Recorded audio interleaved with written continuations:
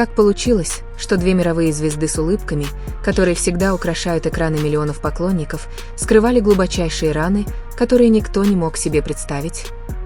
Кто создает это давление? И почему только сейчас мать Тэйона осмелилась высказаться?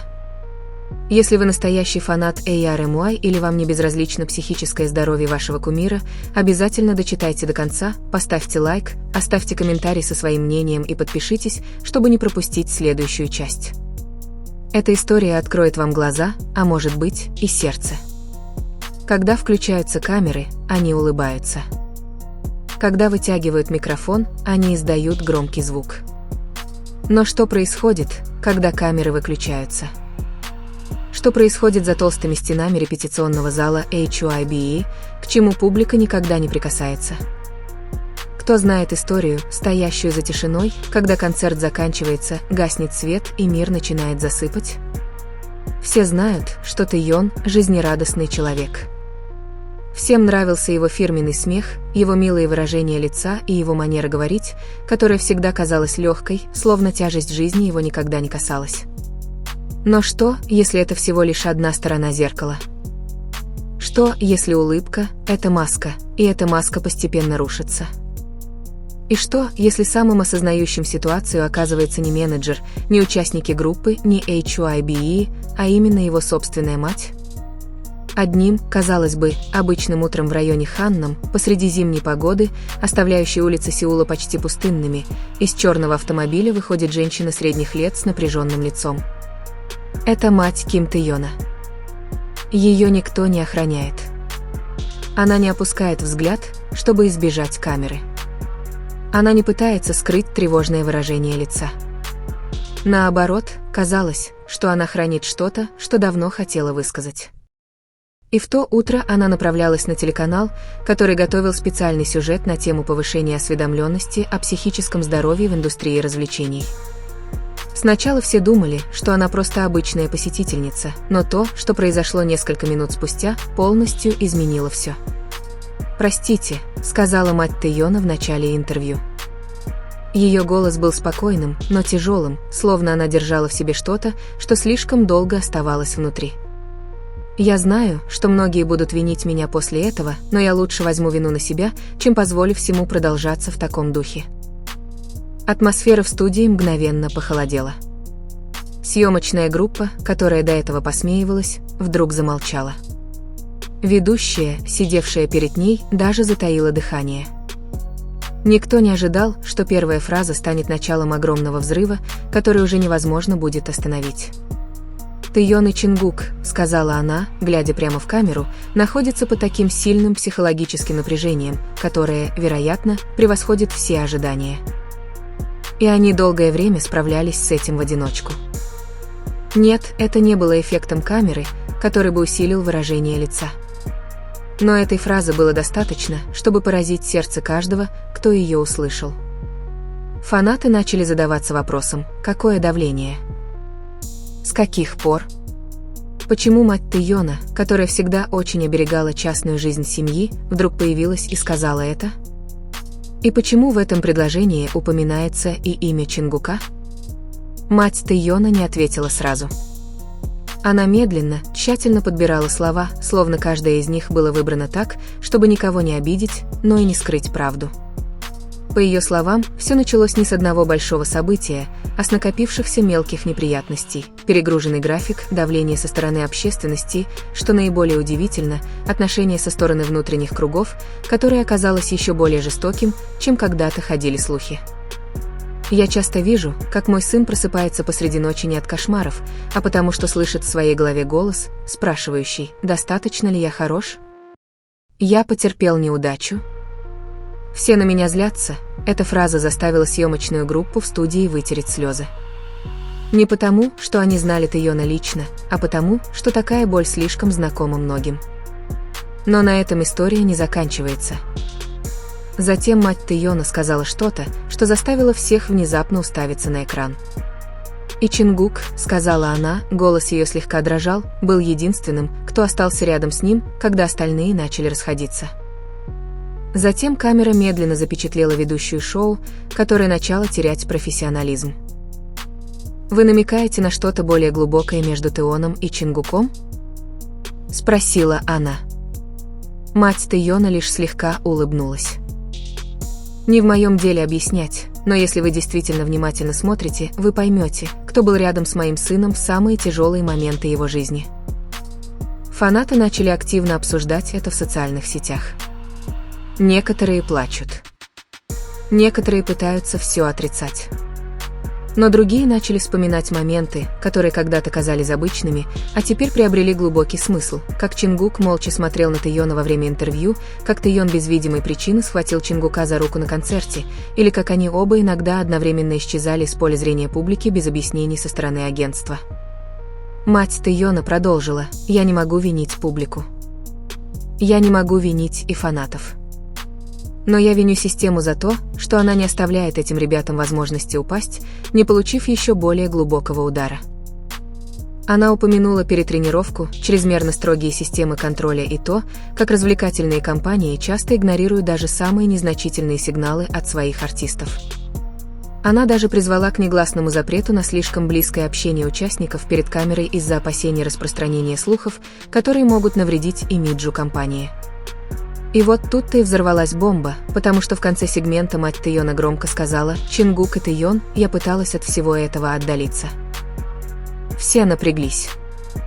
Значит ли это, что они думали об уходе из BTS или о чем-то большем? «Я не буду упоминать эти слова», — продолжила она. «Но если ребенок когда-нибудь отправит своей матери полуночное сообщение: «Я не знаю, смогу ли я проснуться завтра утром», то нам всем следует переосмыслить то, чему мы поклонялись на экране».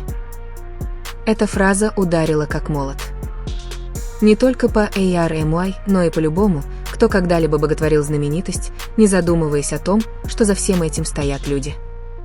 И когда интервью закончилось, мать Тэйона вышла из студии, почти ничего не сказав. Но слухи распространились. Видеоролик был просмотрен миллионы раз, став трендом по всему миру. HYBE был отмечен 1000 раз. Многие были возмущены, но еще больше людей начали чувствовать себя виноватыми. Возможно, мы все были слишком заняты любовью к ним, а потом они спрашивают: «С ними все в порядке?» Никаких сирен. Не было официального заявления. Не было никаких успокаивающих разъяснений. Была только тишина, которая казалась громче любого крика. Через несколько часов после того, как заявление матери Тэйона облетело весь мир, произошло нечто странное. Официальные аккаунты, которые обычно быстро реагируют на любые вопросы, внезапно замерли. Никаких новых публикаций. Нет никакого контрзаявления. Нет стандартных предложений о проверке фактов или просьбе дать время. Сама тишина становится посланием. И именно это еще больше всех взволновало. В чатах фанатов один вопрос повторяется, как эхо в бесконечном длинном коридоре. Почему они молчат? Потому что ни с чем спорить? Или потому что то, что раскрывается, настолько близко к истине, что ее трудно исказить? На другом конце города, в высоком здании с темными окнами, которые редко открываются, собралось несколько человек без камер. Нет общей цели. Нет официальных записей. Только напряженные лица и звук затаенного дыхания. Они знают одно: слова матери разрушили то, что так тщательно оберегалось. И нет простого способа сшить это обратно. Тем временем Тэйона и Чингука нигде не видно. Ни в аэропорту, ни в тренировочном зале, ни в студии звукозаписи. Даже их тени, кажется, исчезают из обычно напряженного ритма жизни. Некоторые фанаты истолковали это как естественный перерыв. Но другие чувствуют, что происходит нечто гораздо более серьезное. Нечто, что нельзя скрыть внутренними графиками. В ту ночь в квартире, которая была домом Тэйона, свет горел до поздней ночи. Ни музыки, ни смеха. Не было слышно торопливых шагов. Только 2 чашки чая, остывшие на маленьком столике у окна, и 2 человека, сидящие друг напротив друга, почти не разговаривая. Слова были неуместны. И когда слова уходят, остаются лишь чувства, тяжелые, болезненные и трудно скрываемые. Неужели тебе действительно нужно все это говорить? Наконец нарушил молчание голос Тэйона. Не жесткий, не гневный, скорее вопрос, адресованный самому себе. Чингук не ответил сразу. Он смотрел на свою чашку, словно надеясь, что теплая жидкость даст ему ответ, которого у него не было. «Возможно», — наконец сказал он.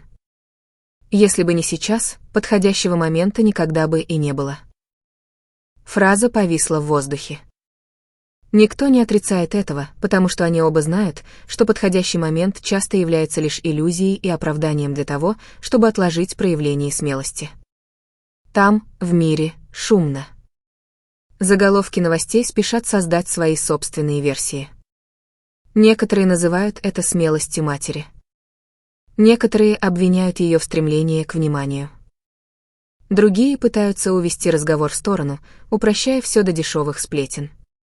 Но для Тэйона и Чингука все это кажется далеким, слишком далеким, чтобы дотронуться, слишком близким, чтобы игнорировать.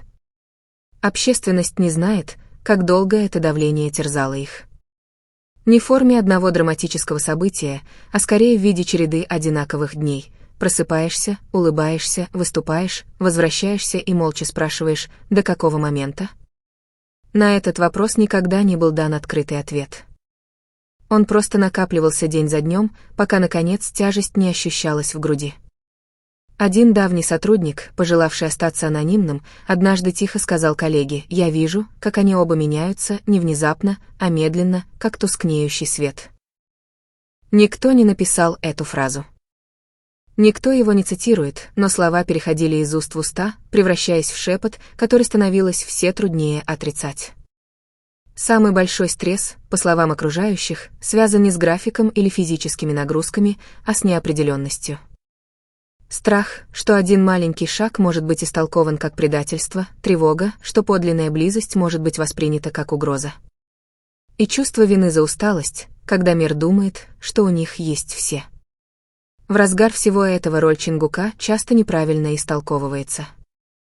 Он известен как сильный, выносливый, всегда поднимающийся, но сама эта сила становится бременем, потому что, когда все рассчитывают на то, что ты будешь стоять на ногах, кто спросит, не дрожат ли у тебя ноги? Тэйон это знает. Он видит это в мелочах, которые ускользают от камеры, как Чингук делает паузу перед улыбкой, как он немного дольше закрывает глаза между репетициями, как он замолкает, когда в комнате становится слишком много людей. И, возможно, именно поэтому их близость ощущается по-другому. Не из-за большого секрета, а потому что они видят друг в друге одинаковую усталость. Когда заявление матери Тэйона стало вирусным, давление не уменьшилось. Совсем наоборот. Возникает новый страх: что, если это только ухудшит ситуацию? Что, если эта честность на самом деле откроет дверь для более жестоких осуждений? Телефоны продолжают звонить. Сообщения приходят без остановки.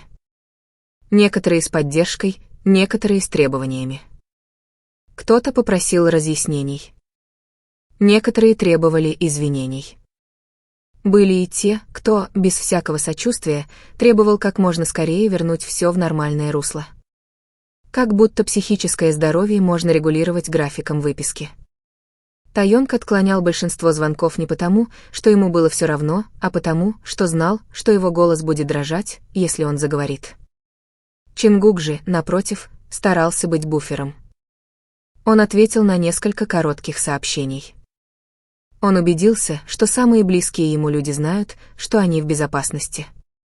Но каждый раз, когда загорается экран телефона, возникает один вопрос, на который он не может ответить: в безопасности до какого времени?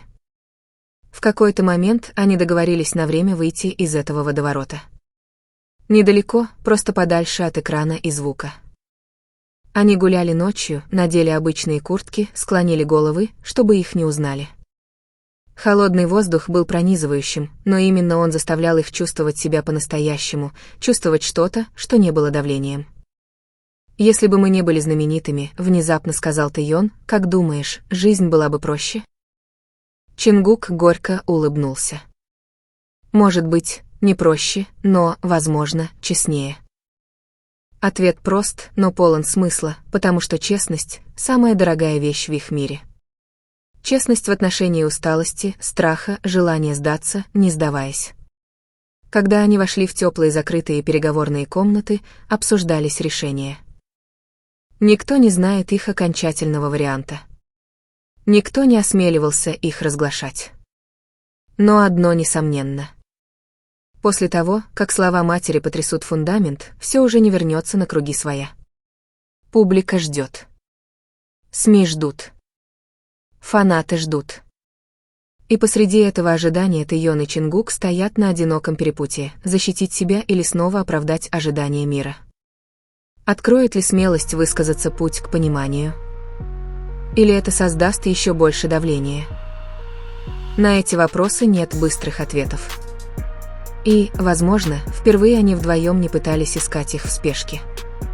Ночь закончилась без заключения. Без заявления. Без разъяснений.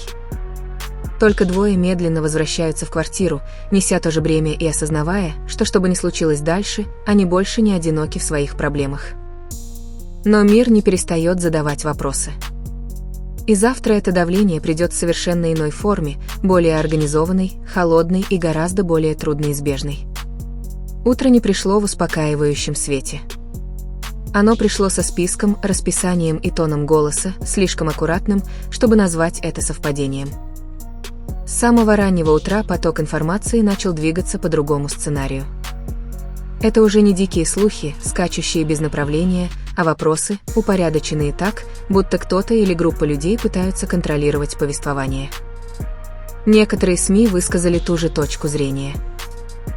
Заголовки разные, но тон похожий: должна ли семья вмешиваться? Границы частной жизни и общественной ответственности. Не пора ли внести ясность? Все они появились почти одновременно, слишком много за один раз. Тайонг понял это, когда впервые открыл свой телефон тем утром. Его заставили замолчать не сообщения поддержки, а определенные закономерности. Заголовки словно аккуратные ряды, стремящиеся к одной общей цели, подталкивающие его.